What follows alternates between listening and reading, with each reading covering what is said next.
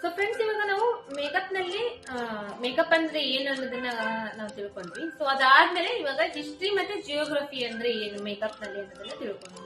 So ಇವಾಗ makeup ನಲ್ಲಿ history ಮತ್ತೆ ಜಿಯೋಗ್ರಫಿ. ಹಿಸ್ಟ್ರಿ ಅಂದ್ರೆ ನಮ್ಮ ಕ್ಲೈಂಟ್ಸ್ ನಮ್ಮ ಹತ್ರ ಬರ್ತಾರಲ್ಲ ಕನ್ಸಲ್ಟೇಷನ್ಗೋಸ್ಕರ. ಸೊ ಅವಾಗ ಬಂದಾಗ ನಾವು ಅವ್ರ ಸ್ಕಿನ್ ಯಾವ ತರ ಇದೆ ಅಂದ್ರೆ ಸ್ಕಿನ್ ಟೋನ್ ಯಾವ ತರ ಇದೆ, ಫೇರ್ ಇದೆನಾ ಅಥವಾ ಮೀಡಿಯಂ ಫೇರ್ ಇದೆನಾ, ಡಾರ್ಕ್ ಇದೆನಾ ಅಥವಾ ವಿಟಿಶ್ ಇದೆನಾ, ಸೊ ಇದನ್ನೆಲ್ಲ ಸ್ಕಿನ್ ಟೋನ್ ಯಾವ ತರ ಇದೆ ಅನ್ನೋದನ್ನ ಚೆಕ್ ಮಾಡೋದು ಒಂದು.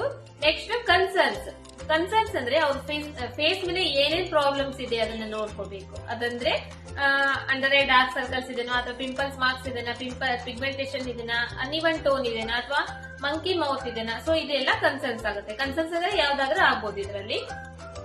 ಸೊ ಯಾಕಂದ್ರೆ ಎಲ್ಲಾರ ಫೇಸ್ನು ಕರೆಕ್ಟ್ ಆಗಿನೇ ಇರಂಗಿಲ್ಲ. ಯಾವ್ದಾದ್ರು ಒಂದು ಪ್ರಾಬ್ಲಮ್ ಇದ್ದೇ ಇರುತ್ತೆ. ಯಾವ್ದೇ ಫೇಸ್ ಆಗ್ಲಿಲ್ಲ ಏನಾದ್ರೂ ಒಂದು ಪ್ರಾಬ್ಲಮ್ ಇದ್ದೇ ಇರುತ್ತೆ. ಕೆಲವೊಬ್ಬರಿಗೆ ಅಂಡರ್ ಐ ಡಾರ್ಕ್ ಸರ್ಕಲ್ಸ್ ಇದ್ರೆ ಇನ್ನೊಬ್ಬರಿಗೆ ಅನ್ಇವನ್ ಟೋನ್ ಇರುತ್ತೆ, ಇನ್ನೊಬ್ಬರಿಗೆ ಪಿಗ್ಮೆಂಟೇಶನ್ ಇರುತ್ತೆ. ಸೊ ಇದೇ ತರ ಯಾವ್ದಾದ್ರು ಒಂದು ಪ್ರಾಬ್ಲಮ್ ಇರುತ್ತೆ. ಸೊ ಅದೇ ತರ ಇವಾಗ ಹಿಸ್ಟ್ರಿ ಆಯ್ತು. ನೆಕ್ಸ್ಟ್ ಜಿಯೋಗ್ರಫಿ ಅಂದ್ರೆ ಅವ್ರ ಫೇಸ್ ಶೇಪ್ ಯಾವ ತರ ಇದೆ, ರೌಂಡ್ ಶೇಪ್ ಇದೆನಾ ಅಥವಾ ಸ್ಕ್ವೇರ್ ಶೇಪ್ ಇದೆನಾ ಅಥವಾ ಹಾರ್ಟ್ ಶೇಪ್ ಇದೆನಾ. ಸೊ ಈ ತರ ಯಾವ ತರ ಶೇಪ್ ಇದೆ, ಫೇಸ್ ಶೇಪ್ ಯಾವ ತರ ಇದೆ, ಐ ಶೇಪ್ ಯಾವ ತರ ಇದೆ, ಲಿಪ್ಸ್ ಶೇಪ್ ಯಾವ ತರ ಇದೆ, ನೋಸ್ ಶೇಪ್ ಯಾವ ತರ ಇದೆ.